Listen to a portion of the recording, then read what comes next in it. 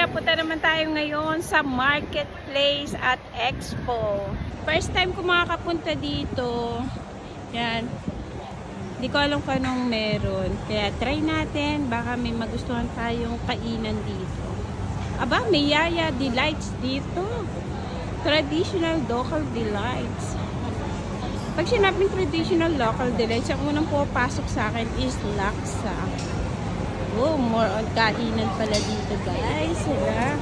Try natin. Ayan, dito tayo society ko. Kaya lang medyo mataas. Try natin to, guys. Itong special promotion nila na $8. At tayo, guys, ng coffee. Try natin dito.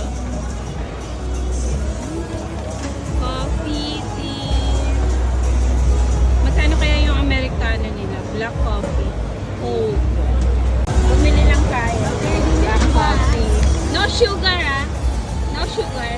No sugar. Yan na pala dito, guys. Lalo na kung sa gabi. Kasi may pabanda sila, oh. Diba? Ganda.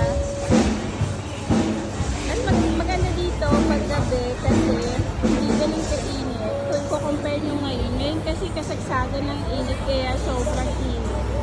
Diba? At meron silang banda. Meron pa ng lechon dito, guys, sa Esquina, Cebu. Ayan, order tayo ng lechon dito. Ayan. Ito na ata. Ito na, Beth? Yes po. Ay, so. Ito na. Ating tissue. Ito na yung ating coffee. Mukhang mag-i-enjoy si Javi sa kanyang lechon. At ito naman yung ating in-order na chicken. Walang Yeah, thank you, Lord. Oh, market. Tingnan nyo. Banda. Tapos may Thai. At meron din bilihan na luman. Kain tayo. sarap pa yata ito.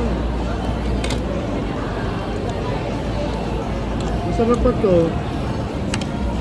Ang sarap nito. Itong sibuyas na may lettuce. Tikman mo ito ha.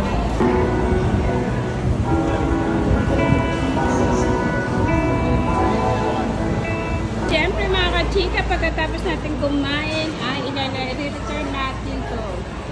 Pag hindi nyo ni-return yan mga kachika, magkakaroon kayo ng penalty. O diba, bongga, meron na silang roller.